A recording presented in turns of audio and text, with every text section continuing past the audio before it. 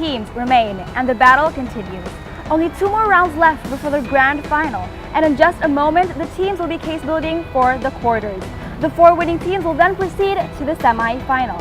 Each debaters will give their A game, no doubt, and before you know it, we'll have the best 2 teams competing in tomorrow's final round. I can feel the thrill, the excitement all over the place. Are you ready? We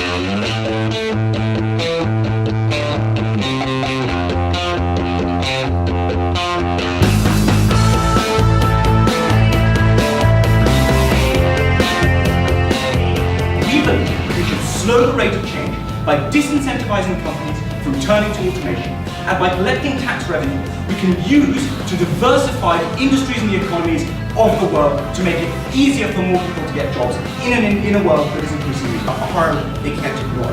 First, I'd like to say a few things on their model. No, they say that basically what they want to do is we want to retrain really industries to automate. We don't actually think that's what the corporate tax accomplishes, as I just said, definitely not in comparison to you guys. They talk about, and this debate was explicitly not about developed economies. We told you these were jobs that are highly repeatable. They're not the doctors or the nurses they want to talk about.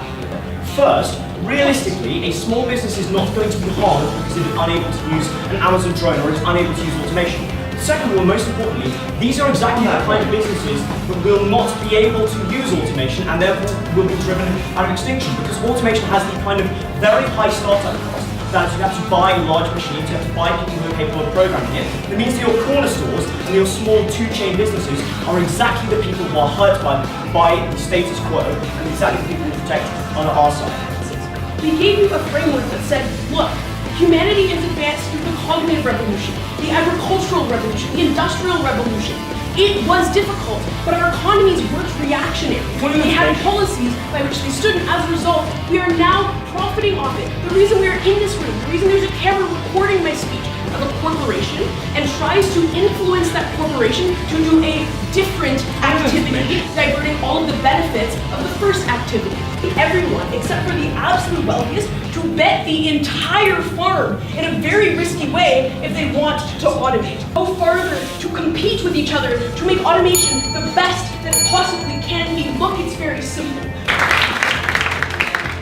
To their claim that we destroyed all, that apparently we nip it in the bud. Fundamentally, economic incentives at some stage are still going to manifest in which automation has to be brought to the fore. A larger pool of funds from which to tax. So if their end goal is to have more taxes to redistribute to more workers, you actually get more money overall on our side then. Hire the individual worker. For all of their benefits to accrue, you have to put a pressure or an onus on companies to make it expensive for them to use automation. Yeah, actually go ahead.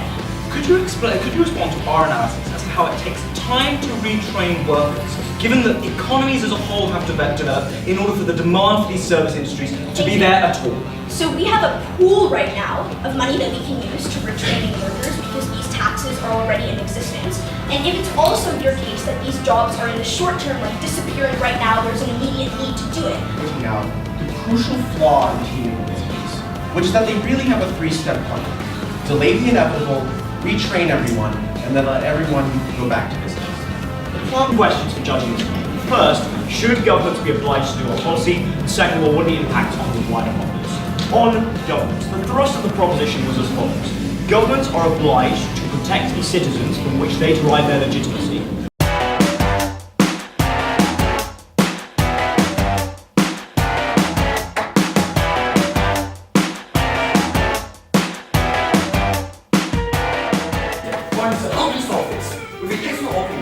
Obviously, companies will still want to reap some of the benefits of automation, but now they focus on automation that complements human workers rather than replacing them entirely. This means that instead of having robotic drills, coal mines will now push for robotic rovers that perform safety inspections in coal mine before human workers enter and do their jobs. Through the unconscionable pace of automation. That's why we believe that we should leave no one behind in our march towards progress. We propose. If they think that's not enough, we're more than happy to expand this. But we say with automation, by their own characterization is going to happen over multiple decades, right? Given that this is the rate at which automation happens, sit down, we are more than happy as a state to reroute individuals into courses that are not vulnerable to automation. Have things like a quota on automation. Can you throw it in? Why not have other policies, right? They have to show the unique necessity for just this policy and them just saying that workers are getting unemployed, therefore we need to do something about this, doesn't uniquely drop this motion. Yes. If you believe that lower prices should be pursued at all costs, will you remove minimum wage laws and labor regulations which help corporations pay the cost? We give protections for people because they can't be exploited. But we say unemployment is in the form of exploitation, especially when it comes to the balance of them being able to afford literally everything at a far greater level.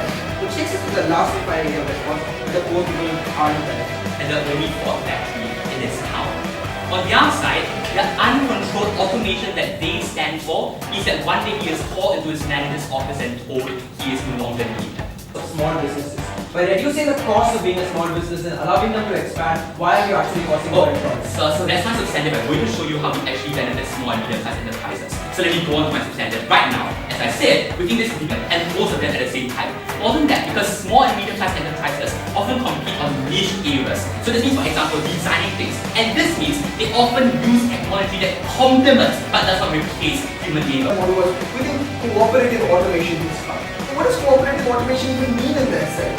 Cooperative automation, according to them, means all factories are just either run completely by automation or completely run by humans. But that is not the reality of the world. The reality is that automation does, in all its forms, work along with some kind of employment and some kind of labor, labor roles. Companies are going to lose their ability to expand. The tax. So the prices actually remain the same. The difference is we now collect the tax to fund things like smooth trading on our side of the house. There was absolutely no response, no thank you, to all analysis about monopoly power. In a very few set of countries, also very few jobs are actually being automated. They rebutted this by saying, well, eventually all the jobs will be automated. Replaced by robots.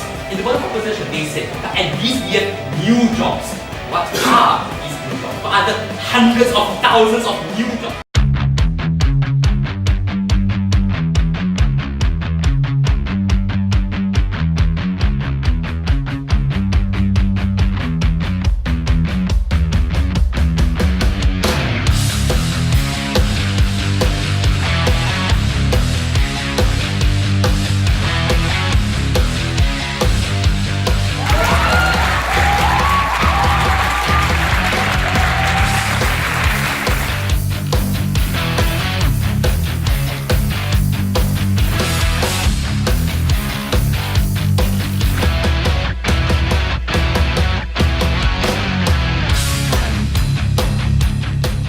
Somalia, Venezuela, and countless others. What do these all have in common? They are democracies that lack the resources, institutions, and democratic checks to adequately serve their people. They are characterized by rampant abuse, corruption, poverty, and instability.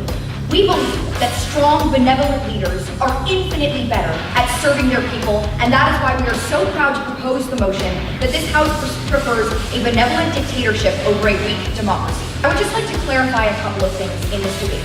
First of all, what exactly is a benevolent dictatorship? We think it is controlled, generally speaking, by one individual that holds absolute power, is on the stability of government services. We told you that in weak democracies, they lack resources and coordination. By a weak democracy, it would necessarily have no resources, no infrastructure. Assertions and characteristics cannot be a substitute for argumentation. We understand that these institutions are not perfect, but people have got a commitment to wanting strong institutions and human principles. That's a very important characteristic. Today, while Spain is still a weak democracy, Catalonians can at least access political representation through the independent Catalonian political party. This is just an idea that in the long term, weak democracies become stronger. Okay, 3 responses here. 2 mechanisms on how totalitarian backsliding exists in the first place. First, when you have a lack of state capacity, where do we make the choices between benevolent dictators and weak democracies? Oftentimes, we think these are nascent states that have undergone revolt. Why do they undergo revolution in the first place? Because the state failed to meet the needs of the people who are actively running against them. Clearly, does it happen in a benevolent dictatorship? Because it has increased capacity and increased interest in actually protecting the people, right? And I think China has good validation of this. Now, China has really good economic growth. China has really good performance. Many people benefit. But you know what, in China, the media is controlled by the state. You have no option to voice your views publicly. You are far better. They said, oh, but there's no way for the government to actualize the results of the poll. Why is this the case? Why does that assertion hold true? We think that we have weak democracies, and even as we told you, that sometimes there are multi-party democracies when no party is actually a mandate. Does that mean that your vote is not being counted? No, it simply means that many people have many different views. They cannot just assert that weak means illiberal. So you're much more likely to see regime change on their side of the house. Why? Because, well, you're more likely to see regime change to appoint other people unelected. This is not a trait that is unique to dictators. Social stability is a facade, because something has to give. If everything was so perfect, you would win the election. A good example of this is Russia. When Putin says that benevolence is nationalism and military protection compared to economic growth. The problem here is that when you indoctrinate people to believe in what you think is good for them, Institutions that check that democracy are weak, the resources available to that democracy are weak, and the government cannot function. Things like Venezuela, things like Burundi, things like South Sudan.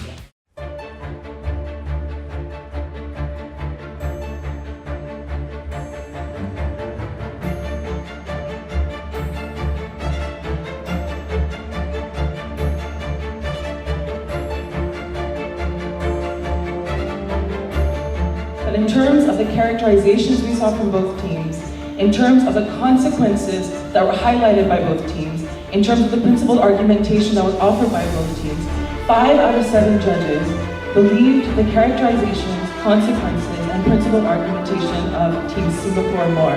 And Team Singapore...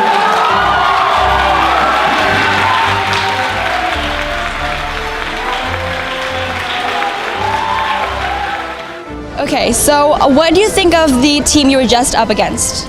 We were just up against the United States and they were amazing.